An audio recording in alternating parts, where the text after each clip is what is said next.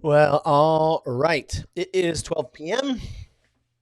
I am going to go ahead and get started. Welcome to the Speak with People community group.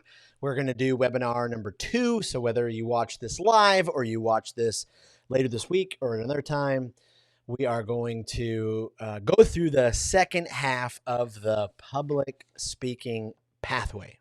So, just as a reminder, my name is Jason Raitz. If I have never met you before, I'm looking forward to meeting you. I hope that you will add comments to this Facebook group. I hope you'll add likes. I hope you'll add questions. We would love to hear from you, especially that are different communication issues that you're dealing with. So hopefully this group can be one that kind of rallies around you and figures out what is going to be the best help for you. So please add your thoughts, your questions, all that kind of stuff. Well, last week we did the first half of the public speaking pathway. You know that this is an 8-step journey, and it's not like I do these 8 steps and then all of a sudden automatically I'm going to be an overnight effective, empathetic, captivating communicator. This is a journey. One of my favorite deep thinkers, he said this: sometimes I'll start a sentence and I don't even know where it's going. I just hope I find it along the way. That's the great Michael Scott, regional manager of Dunder Mifflin, their Scranton branch. But I mean, just think about the ridiculousness of this. He says, sometimes I start a sentence, I don't even know where it's going. I just hope I find it along the way. Probably for some of you, you can relate to this. This is how we approach public speaking. The problem is many of us, we don't really have a logical or helpful plan to help us organize our thoughts. So that's what we're going to go into today. So if you missed the first week, you can scroll through this Facebook group. I'm going to put both of these on our YouTube channel. And so this would be a great opportunity too. If you've never subscribed to the Speak with People YouTube channel, it would be absolutely amazing if you could go ahead and do that, because that would be incredibly helpful. I just realized the countdown was still up, so we'll take care of that. And so we're done. So the first week, I'll just go over these really quickly. We talked about step 1, your health. We said we got to assess and prioritize your health as a communicator, because if your body's not healthy, you're not healthy. Eventually, unhealth is going to come out of your mouth when you communicate. And then we said step 2, you've got to figure out if you present with people or at people. And so there's actually a quiz at speakwithpeople.com/pathway where you can go and take this quiz to just kind of figure out, are you someone who just normally, speaks at other people, presents at them, or do you present with them? You bring them along in the journey, you have a conversation with them. And then step 3, we said you got to deeply and genuinely care. I filmed a podcast episode yesterday. I cannot wait for it to air.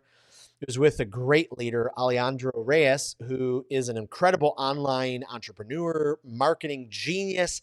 And he just kept talking about how we have to be others focused. If you continually thinking about your audience, that will supersede all of the thoughts in your head that are me focused, that are like, I have to succeed, I have to do a great job. No, we're just totally focused on helping our audience succeeding. And so often we as communicators, as leaders, we're presenting solutions to problems. Like, we're thinking through, what is our audience going through and how can I create the solution to that? So deeply and genuinely care. And then step 4, you got to study and prepare. One of the coaching groups, one of the coaching programs that I do is called Preach with People. And so this is for pastors and ministers.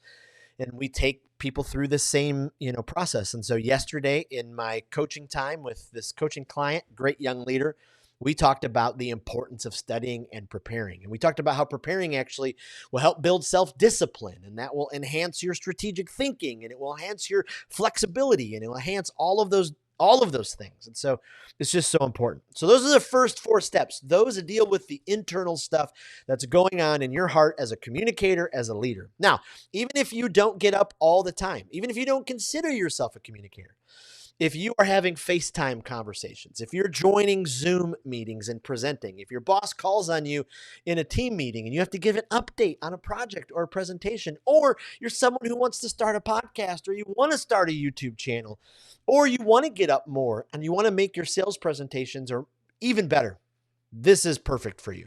So now we're going to talk about the second half. And this is the external stuff in our communication. This is the stuff that makes sure we're not like Michael Scott, that we're not just starting sentences, wondering where to go. I don't know if you can see it, but in the background here, I have my little office Lego set, and there is actually a couple of Michael Scott bobbleheads.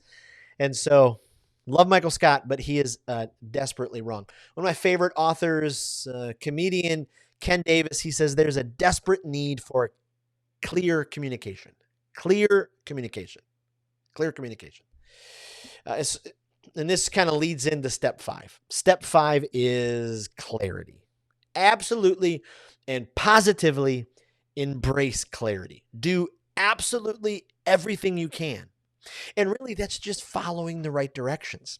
When I built this Lego set, if I would have just opened up the box, took the directions, and threw them away and tried to build it, I'm sure I probably could have got 25, 30% there. But there are just some simple directions that will help every single speech, presentation, project update, every time that you have to communicate. And there's just some very, very simple ones, because the reality is this step number 5, is all about embracing clarity. It's becoming a clarity strategist. I mean, it's just so incredibly important. If you haven't downloaded our new ebook, this is the public speaking pathway ebook. Just go to speakwithpeople.com and there'll be a pop-up and it will say download, and you put in your email address and then you'll get but this is like our 10-page ebook that kind of gives you more information than this. This just sort of scratches the surface. That goes just a little bit underneath it. This webinar is hopefully going a little bit, another step underneath that. And then the most important part, if you really want to dive under, is to sign up for our Lunch and Learn Public Speaking Skills cohort that begins on Tuesday, May 2nd. So I would love for you to join me for 8 consecutive Tuesdays. I know it's a big commitment. It's at 12 o'clock Eastern time. You bring your lunch, you open up your camera, your computer, your phone, whatever you have. I'll send you the link and you'll join 10, 15 of us as we go through and just dive deeper in this material. This is the level 3 version that will help you really succeed as a communicator. I mean, this will really help you succeed. And so, I mean, that is just really exciting. So you can go to our website, speakwithpeople.com/cohort, get all the information. But I would love for you to consider to sign up if you have any questions, jason@speakwithpeople.com. Okay, so you embrace clarity. One of the big things that we go over in the cohort, one of the big giant things is this. This is a document that I've written called the Clarity Box. I wish it was a cooler name. I do. The Clarity Box. But the Clarity Box is basically 6 steps for putting together a clear, effective, memorable speech or presentation. It starts with the event details. And so you walk through and you put all the event details in this box. The second step is the focus details. This is developing clarity. And this is the magic sauce. This is the absolute magic sauce. If I were to try to build that Lego set and I didn't use the directions again, it's just not going to come together. But if I use the directions, my speech, my presentation, my talk, my message, whatever you're going to do, your YouTube video, you're going to be absolutely clear and focused, and people need that. People need that. And so what this does is it helps you map out the details. It helps you map out the details. And you get this clarity box when you become a part of the Lunch and Learn. and because we go through all of this and you're given that setup. And so I'm just going to walk you through it really quickly. I'm just going to walk through step 2 because that's the most kind of one of the most important parts, but it starts with the key word. So going into your presentation, into your speech, what we really try to do is figure out what is the one key word that this is about. A lot of times people, they go to present and they have 7 different topics with 17 different subtopics. I'm not knocking on you. I've been there. I still do it at times. I got to continually force myself to think clarity, embrace clarity. And so we think of the keyword. Then we think of the key area of the keyword. So what's that key area? What's the specific focus? Then what I do is we try to think through the problem of your audience. What is the problem? So say your boss asks you to do a presentation at a staff meeting about how to, respond with kindness to clients who are upset. Okay, well, what I would do is I would walk through this. I would think of my keyword. Okay, what's my keyword? Kindness. What's my key area? Okay, what's the one specific word? As I keep breaking this down, I would think through, patience. I got to be patient with them. Then I get to the problem. I think through what the problem is. When it comes to the key area, what problems your audience facing? This should be practical. It should be real. What's going to hook them to pay attention? Hook them. Then I think of the know. What I want my audience to know about the problem in the key area. How does it affect them? How does it hinder them? How does it hold them back? Again, we want to think through the problem area for our audience. And then it comes to the big idea. What I'm doing is I'm just creating a funnel. I started with big, littler, and I'm just getting it down. And this is the part where I'm going to wrestle. I'm going to try to put these words together in a sentence. And the big idea is the solution to your audience's problem. It's the one-line sentence that's written in a memorable, repeatable, applicable way. This is the solution to the problem. This is what you want your people walking out remembering. Now, I'm not trying to rag on pastors at all. I listen to a lot of sermons at churches. This is one thing that would really, really, really help pastors if they had one succinct, big idea statement that people could walk out. When people say, "Oh, how was the message?" "Oh, it was really good. It was deep." "Well, what was it about?" "Oh, I don't know specifically." Then what you want to do after you have that big idea statement, after you've wrestled it, you've written it, it's repeatable. Now you think about the bridge. You think about the bridge. And what the bridge does is the bridge is that 3-step plan that provides the solution to the problem. Each step of the plan helps support the bridge. So it's going to take you from the problem to the solution. And that's so incredibly important. And so, so often, yes, I go with 3 because people remember things in 3. If you have 17 different points, that's really difficult. Like 17 points, nobody is going to remember 17 points. That's why I keep it to 3, 3, 3, 3. It worked really well for Shakespeare when he was writing, probably will work really well for you.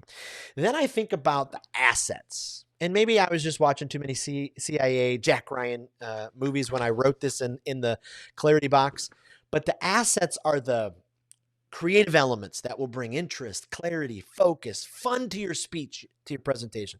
These could be statistics. These could be charts, graphs, images, videos, props, graphs, stories.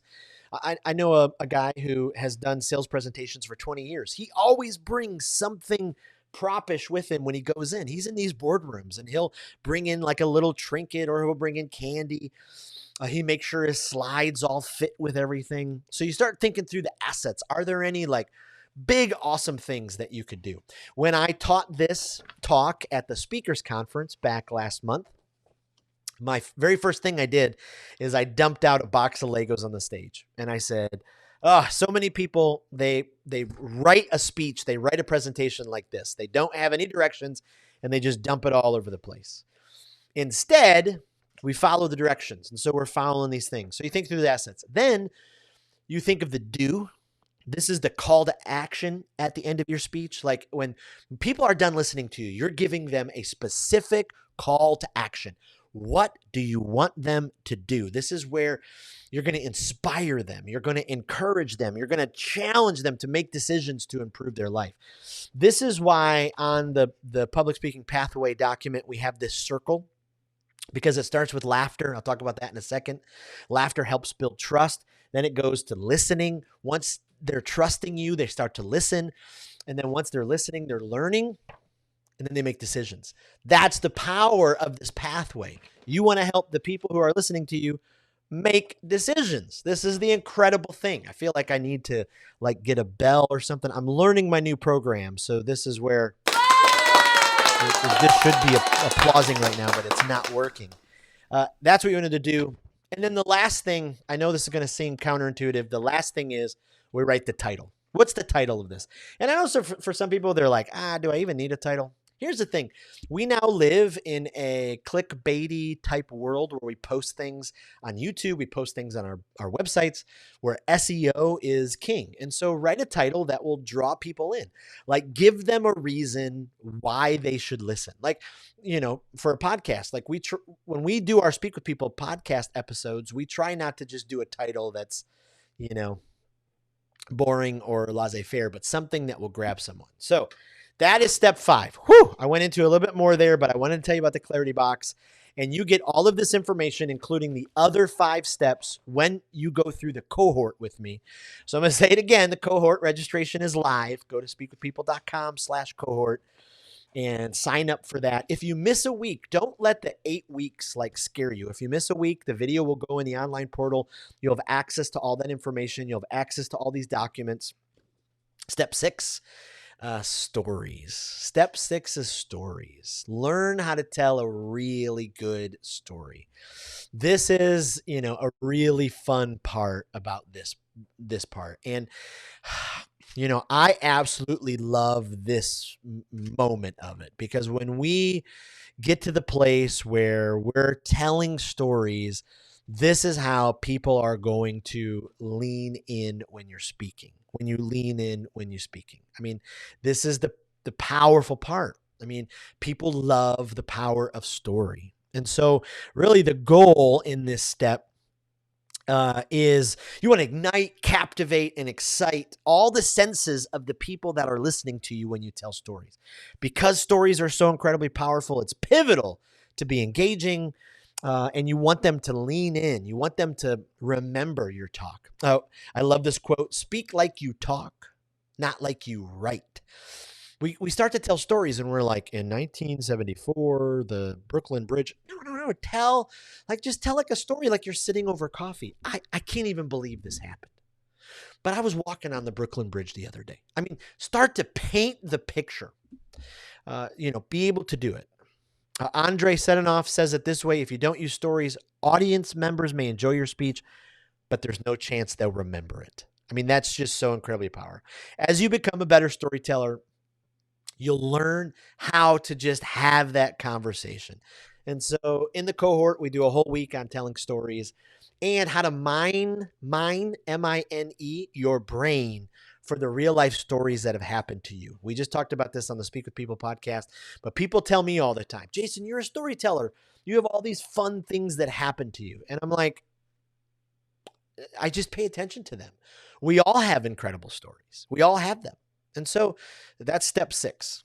Tell stories that matter. Step 7, partner with laughter.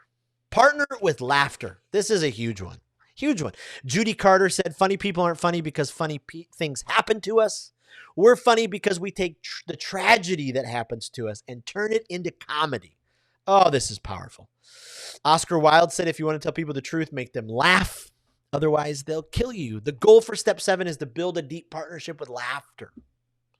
Herbert Gardner said it like this: once you get people laughing, they'll listen, and then you can tell them almost everything. It's so true.